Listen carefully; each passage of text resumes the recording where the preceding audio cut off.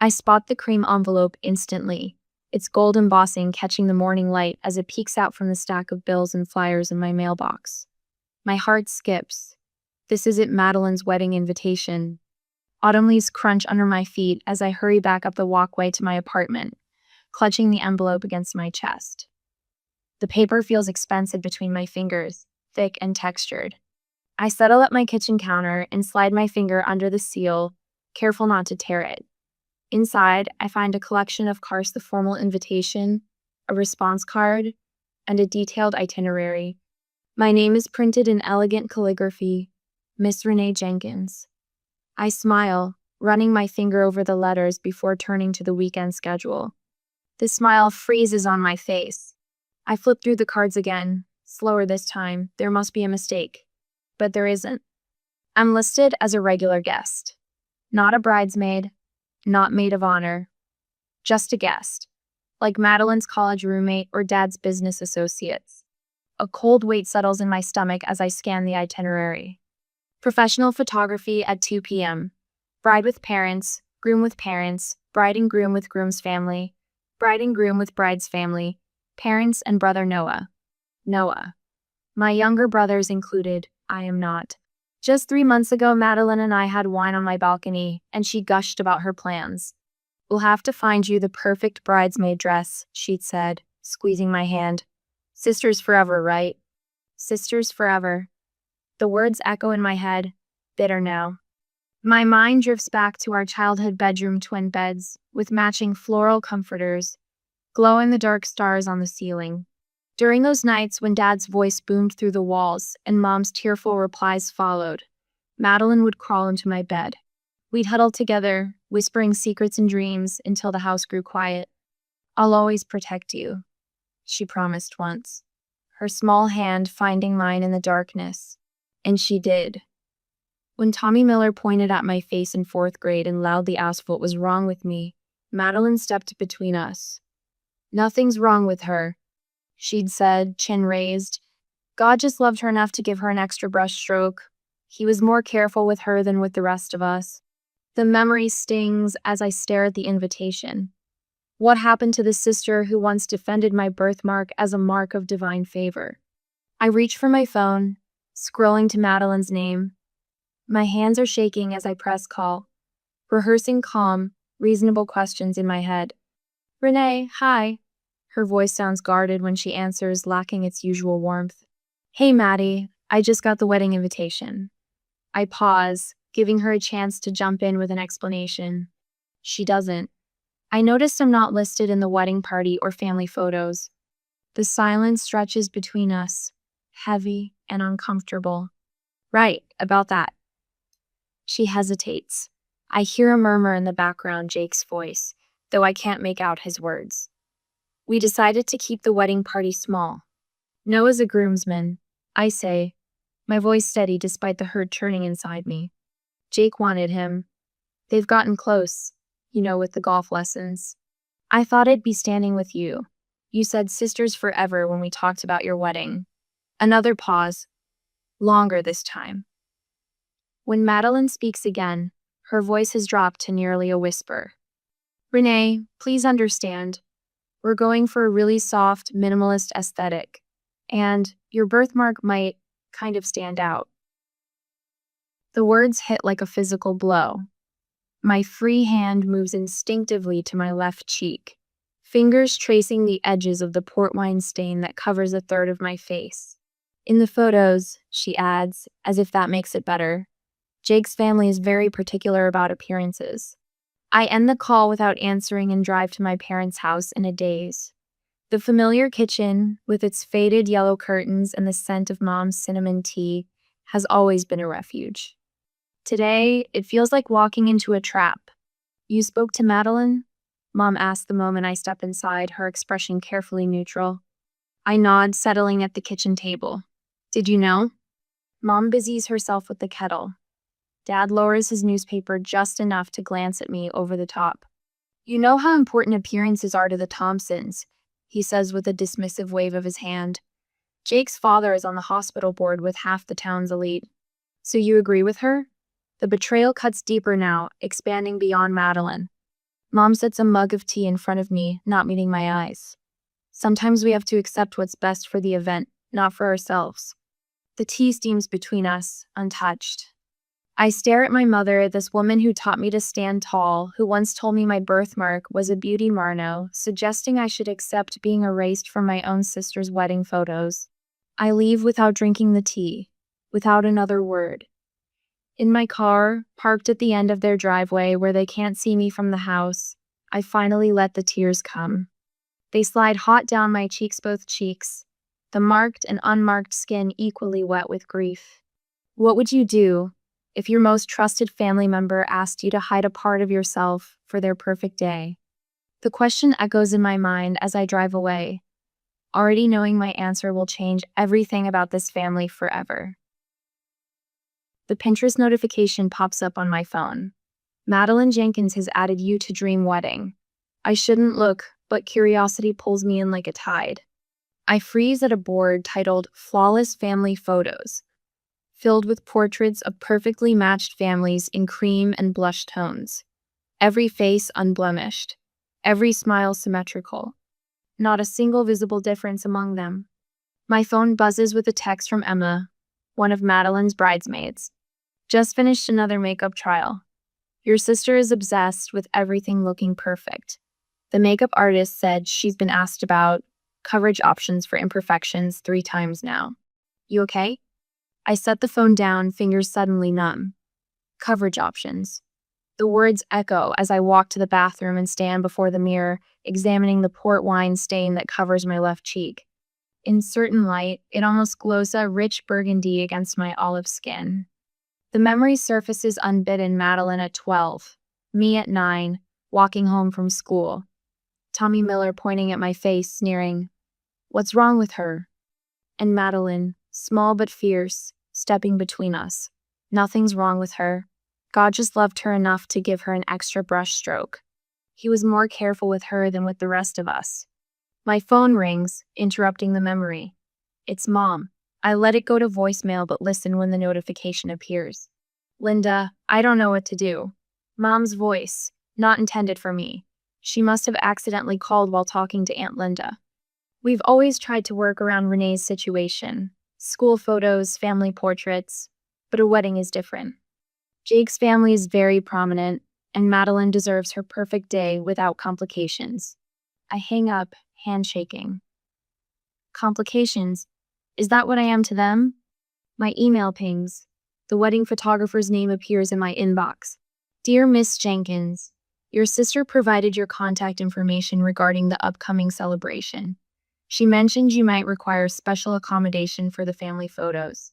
I'd like to discuss lighting and positioning options that would help minimize any areas of concern. I deleted without finishing. Accommodation. Minimize. Concern. The sanitized language of shame. Looking back in the mirror, I really look. My birthmark isn't just part of my face, it's mapped the geography of my life. It's determined where I stand in rooms, how I turn my head in conversations, which side faces the camera. Your birthmark is like a brushstroke from God, it makes you unique, Madeline once said, defending me. Now she suggests heavy makeup coverage options through surrogates and excludes me from her wedding party. I touch my face, tracing the birthmark's outline with my fingertips. This is me, I whisper to my reflection. All of me. My phone rings again. Aunt Linda this time, not a misdial. I heard what happened, she says without preamble. It's not right, Renee. Her words land like a balm on raw skin. Finally, someone in my family seeing the injury for what it is. After we hang up, Emma arrives with wine and fierce loyalty. Your sister is being horrible, she announces, pouring generous glasses. And your parents are enabling it. Later that night, Marcus from work calls, having heard fragments of the story. My family didn't come to my wedding because my husband is black, he tells me. Sometimes the family you're born into isn't the family that deserves you. His words stay with me as I search my closet the next morning, looking for an old photo album. I find it under a stack of winter sweaters, sir, childhood, captured in fading Polaroids. There it is on page 12. Madeline and me in plastic tiaras, draped in Mom's old scarves as royal robes. I'm 7, my birthmark vivid against my smiling face. Madeline is 10, her arm thrown protectively around my shoulders, both of us beaming without reservation. I carefully remove the photo and find a silver frame in my desk drawer. It fits perfectly. Then I sit with a notepad, drafting and redrafting a message to accompany it. 2 hours and a dozen attempts later, I have the words, "Thank you for helping me realize not everyone who calls you family actually sees you as part of the picture." I wrap the framed photo carefully, slide it into a small box with my note, and add the response card marked, "Will not attend," where it asks for my RSVP. My hand shakes as I seal the envelope, but my resolve doesn't waver. The package feels impossibly heavy as I walk to the mailbox at the corner. I stand there a moment, my hand resting on the blue metal lip. Dropping this in means no reconciliation, no last-minute change of heart. I release the package into the darkness of the mailbox. The metal door clangs shut with surprising finality. Walking home, I expect regret to follow me like a shadow. Instead, I feel something else entirely, something that takes several blocks to identify. Relief. For the first time in 30 years, I've stopped accommodating the discomfort my face causes others. I stopped making myself smaller, less visible, less present. The autumn wind brushes against both cheeks, the marked and unmarked skin equally caressed by the evening air. I turn my face fully into the breeze, hiding nothing. The church bells chime across town as I sit cross-legged on my living room floor, my laptop open to a mindfulness meditation video. Right now, Madeline is walking down the aisle in her custom Vera Wang dress, arm-linked with Dad's. My phone buzzes again, the 5th time in 30 minutes. "Cousin Rachel, everyone's asking where you are. Are you sick?" "Aunt Linda, are you okay, sweetheart? I understand if you couldn't come." "Uncle Robert, your absence is noticed. Hope you're not ill." I set the phone face down without responding. What would I say? "Sorry, couldn't make it. My face doesn't match the wedding aesthetic." Instead of dwelling on what's happening across town, I follow my carefully planned day. The lavender-scented bath soothes muscles I didn't realize were tense. The face mask, ironically, one that promises flawless skin, makes me smile as I apply it evenly across both cheeks. What surprises me most is the peace settling over me like a soft blanket. There's no regret clouding my mind, no second-guessing my decision. The relief is almost dizzying. After my bath, wrapped in my softest robe, I find myself pulling the old photo album from the bookshelf. Inside are the remnants of a childhood that suddenly seems 4 and 2 sisters with matching grins, arms wrapped around each other as if nothing could ever separate them. There's the Christmas when Madeline gave me half her candy because a relative had forgotten my stocking. There we are at the beach, 16 and 13, sunburned and laughing, my birthmark clearly visible because I'd sweated off the makeup Mom insisted I wear. The realization hits me like a physical blow. I've been silent about my pain for decades. Every time Mom suggested I do something about my face, every time Dad positioned me at the back of family photos, I smiled and nodded and turned the other cheek, the unmarked one, toward the world. No more. I reach for my phone with sudden resolution. Opening the camera, I position myself near the window where the afternoon light streams in. No filter, no strategic angle, no makeup, just me, birthmark and all. My thumb hovers over the capture button. 3 deep breaths, and I press it. The caption takes me 4 attempts. Too angry, too bitter, too apologetic. Finally, I type. "It's okay. I don't need to be in the picture. I just thought I was part of the family." My finger trembles as it hovers over share. 1 click, and this private pain becomes public. I press it. Within minutes, the notifications begin. Heart emojis from close friends. Supportive comments from coworkers. Then something unexpected, a share from someone I don't know, with the caption, "This touched my soul." How many of us have been erased from our own family stories? By morning, I wake to thousands of notifications. 10,000 likes, shares in the thousands, comments numbering in the hundreds. As I scroll, disbelief mounting, I see that my small moment of truth has erupted into something far beyond my control. News sites have picked up the story. Wedding rejection goes viral. Strangers are sharing their own stories of family exclusion in the comments. I have vitiligo, and my cousin asked me not to be in her wedding photos. I never told anyone how much it hurt until seeing your post.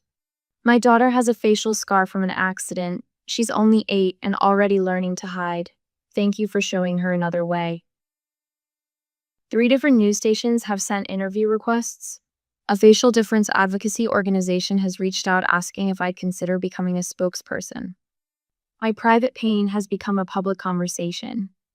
The first call comes from Mom at 7:43 a.m., followed by 3 more in quick succession. I let them all go to voicemail. When I finally listen, her voice progresses from confusion to anger to tearful pleading. Renee, what have you done? Everyone is calling us. The second message is higher pitched. The Thompsons are asking questions. Jake's mother called me. By the third, she's crying. I don't understand why you're doing this to us. We've always protected you, always made sure you felt included despite your condition. Next comes Dad's text, blunt and dismissive. Fix this embarrassment immediately. You've gone too far this time. It's nearly noon when Madeline calls from her honeymoon. I answer this one, my composure hard-won through a morning of deep breathing. How could you? She demands, her voice thick with tears. This was supposed to be the happiest time of my life, and now everyone's talking about your post instead of my wedding. I didn't mention your name or your wedding, I reply, my voice steady despite the tremor in my hands. I shared my truth. Your truth? She spits the words. What about family loyalty? Privacy? That's rich coming from you, Maddie. Her voice drops to a whisper. Jake's family saw it. His mother asked if I was ashamed of you. Some of our wedding guests messaged me asking why you weren't there. They said they didn't see you in any of the ceremony photos. Do you have any idea how humiliating that was? I close my eyes, absorbing the revelation. People noticed my absence. They questioned it. I'm sorry you felt humiliated, I say finally. I know how important appearances are to you. After we hang up, I sit in the stillness of my apartment, trying to process what's happening. I never expected this. I'm not an influencer or a public speaker or an activist. I'm just Renee Jenkins, the woman with the birthmark who finally stopped hiding. My phone pings with a new email notification. A producer from Morning America wants me to share my story. What happens when a private family rejection becomes a public conversation? I never expected to become the voice for thousands who felt invisible, but as my trembling fingers reach for the keyboard to respond, I realize my next move will show us all what true courage looks like. The call comes on a Tuesday morning while I'm stirring honey into my tea. The producer's voice is warm, almost reverent. Miss Jenkins, your story has touched so many people. We'd like to invite you to share it on Morning Conversations with America. My spoon clatters against porcelain. The show reaches millions, mostly women over 50, who send prayer chains and vote in every election. Women like my mother. I spend hours considering whether to accept. This isn't about revenge. It's about the thousands of comments from people with visible differences who've endured similar rejections. Their stories haunt and deserve to be acknowledged. I'll do it, I tell the producer when she calls back. But I want to focus on acceptance, not my specific family situation. She agrees immediately. That's exactly why we chose you, Renee. Your dignity speaks volumes. Dad's call comes that night, his voice carrying that false casual tone that always precedes a threat. This family business needs to stay private, he says without preamble. Your grandfather left the lake house to me, and I determine who inherits it. Remember that before you go embarrassing us on national television. Within hours, Mom appears at my door, uninvited. Sweetheart, she says, slipping past me into the apartment. Her perfume, the same lily scent she's worn since childhood, fills my entryway.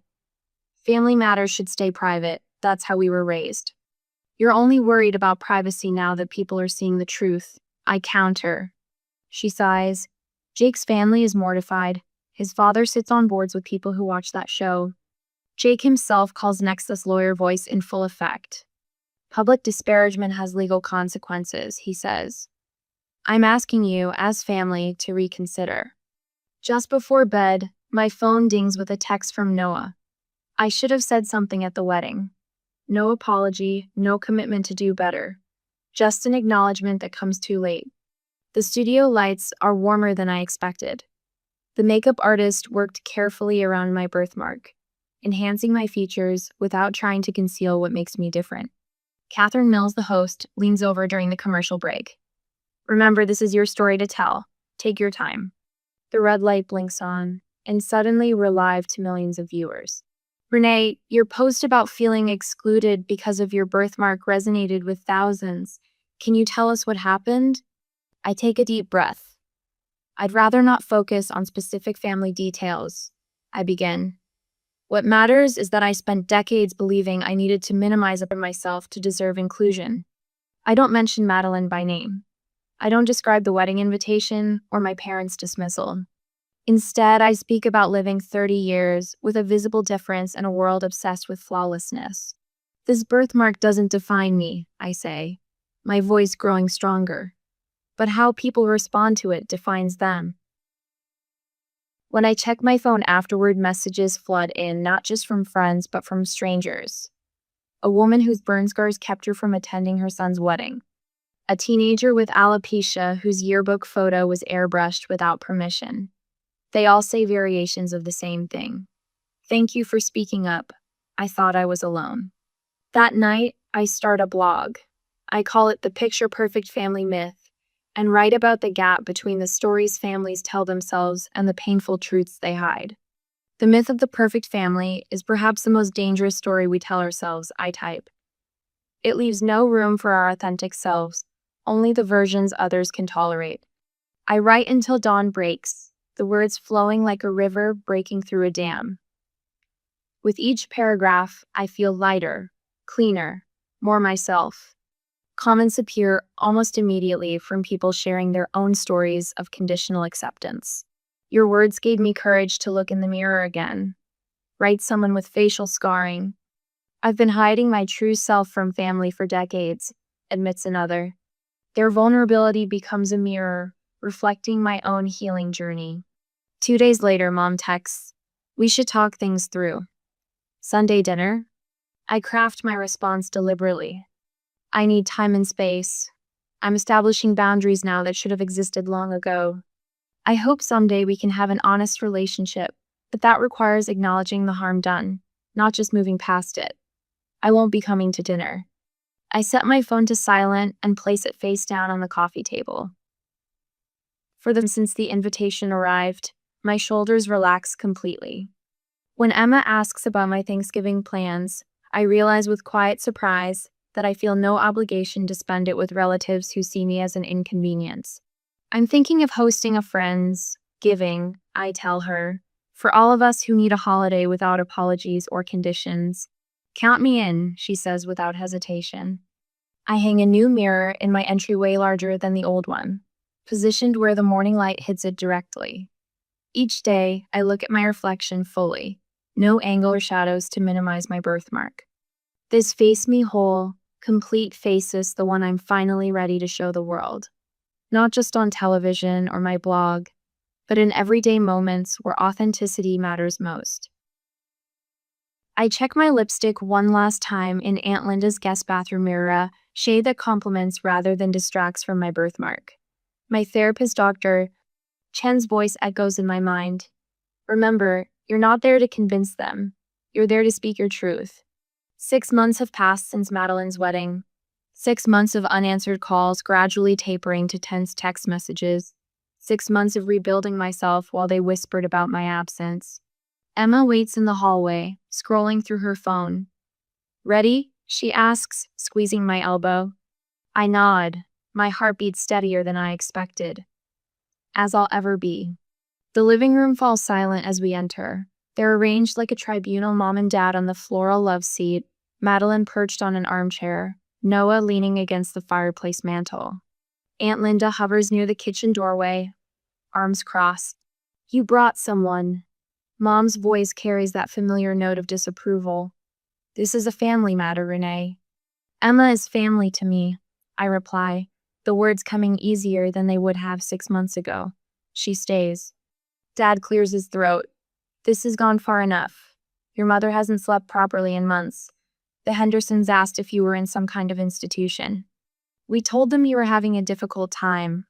Mom interjects, twisting her wedding band. A nervous breakdown. It was kinder than explaining you'd abandon your sister. Abandoned? The word hangs between us.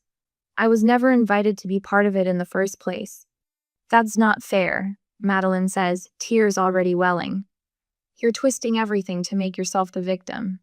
Do you know what it's like having my wedding remembered as the one where the sister didn't come? You stole my moment.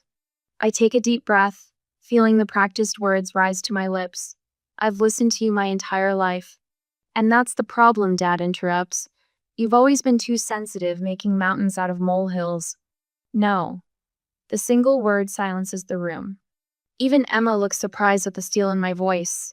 The problem is that I spent 30 years believing that love meant making myself smaller, easier to digest, less visible.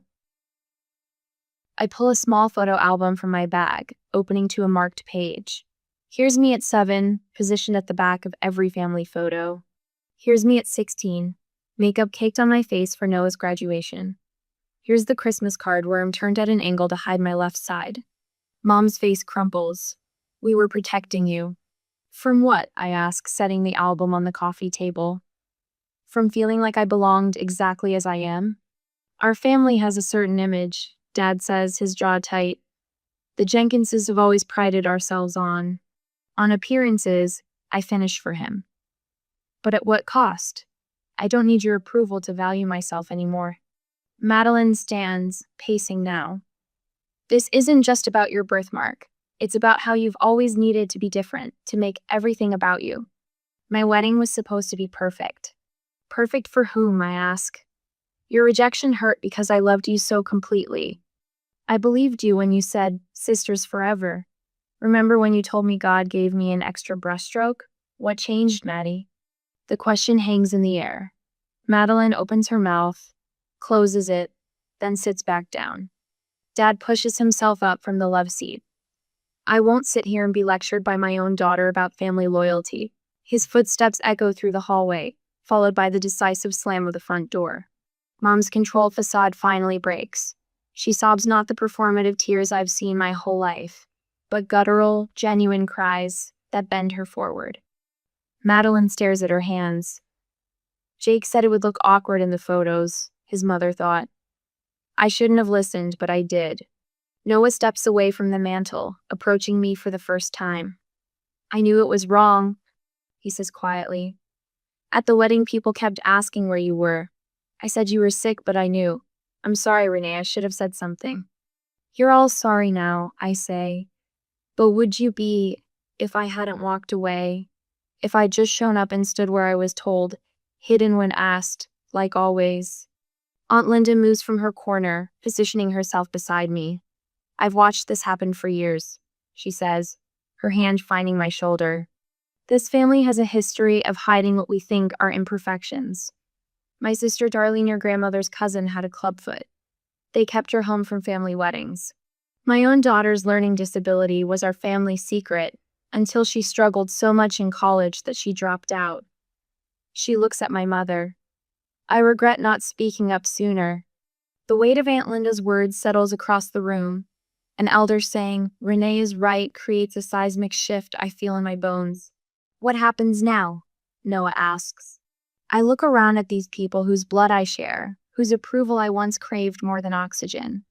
That depends, I say, on whether any of you are ready to see all of me, not just the parts that fit your perfect picture. I stand before 20 women at the community center, my hands steady as I gesture to the projected image behind me, a photo of my face, birthmark fully visible, smile genuine. The moment I stopped hiding, I tell them, was the moment I started living. They nod. These women with their own visible differences, scars, birthmarks, skin conditions. 2 years after Madeline's wedding, I found my purpose in these workshops. My collection of essays, marked, Finding Beauty in What Makes Us Different, sits on a small table by the door. The journey from rejected sister to published author still feels surreal some days. After the workshop, I walk home through autumn leaves that mirror those from the day I received Madeline's invitation. But today they're crunched beneath my boots, sounds like applause, not judgment. My apartment different now, filled with photographs I've taken of people with visible differences. Their faces radiating joy welcomes me with the scent of the cinnamon candle Emma gave me for my birthday last week. The celebration still warms me. Friends gathered around my dining table, raising glasses to my 32nd year, seeing meal of me without flinching. Dr. Levine says I've made remarkable progress. Family wounds are the deepest, she told me in yesterday's session. Healing from them is a lifelong practice. I settle on my couch and open my laptop to an email from Noah. Unlike Madeline and Deb, my brother has fought his way back into my life with persistent honesty. His messages come weekly now, tentative, but determined bridges across the family divide. I told Dad about your book award yesterday. He didn't say much, but he kept the newspaper clipping. Maybe that's something. I sigh. It's not an apology, but it's more than I expected. Aunt Linda calls to check on me almost daily, her fierce love a bedrock I never knew I needed until my family's foundation crumbled. Mom's letters arrive monthly, written in her perfect penmanship on cream stationery. They rarely mention my birthmark directly, but last week's note included a hesitant question. Would you send me a link to that interview you did about children with birthmarks? It's not understanding. Not yet. But it's reaching. The cream envelope on my coffee table catches my eye another wedding invitation. But nothing like Madeline's. It's from my college roommate Sophia, with a handwritten note tucked inside. You'll be photographed exactly as you are, beautifully you. 5th bridesmaid from the left, please and thank you. I've already checked will attend without hesitation. The contrast isn't lost on me how different it feels to be wanted exactly as I am. Last night, after dinner with Marcus, he kissed me for the first time. His fingers traced the edge of my birthmark with a reverence that made my breath catch. I've wanted to do that since we met, he whispered. The possibility of being loved completely unfolds before me like a map to a country I never thought I'd visit. I placed Sophia's invitation next to a photograph taken at Emma's sister's wedding last month. There I am, standing in the bridal party, birthmark visible, smile radiant. You're perfect just as you are, the photographer had said, not as a reassurance but as a simple fact. The peace I felt in that moment returns now as I touch the photograph. I don't need to be airbrushed into perfection. I don't need to be tolerated or accommodated. You're perfect just as you are, the photographer had said, the words floating around me as the camera clicked. Not a reassurance or empty platitude, simple, undeniable fact. My phone buzzes with a notification. Another registration for next month's workshop. The community I've built extends beyond this City Now an online forum where people share their stories of visible differences, celebrating rather than hiding. Last week, a mother in Australia messaged me about how my essays helped her daughter embrace her facial scar. I smile at the thought. 2 years ago, I could barely meet my own eyes in the mirror. Now I stand before crowds, lead discussions, challenge perceptions. The confidence fills into every corner of my life. The promotion at work, the TED Talk invitation, the morning runs through the park with my head held high. I just need to be me that was always waiting beneath the shame others placed upon me, the me that emerged when I finally chose myself. What does true acceptance mean to you? Is it found in blood family, chosen connections, or within yourself? I discovered it begins with self-love, with standing firmly in your own skin marked or noted, recognizing your inherent worthiness of being seen.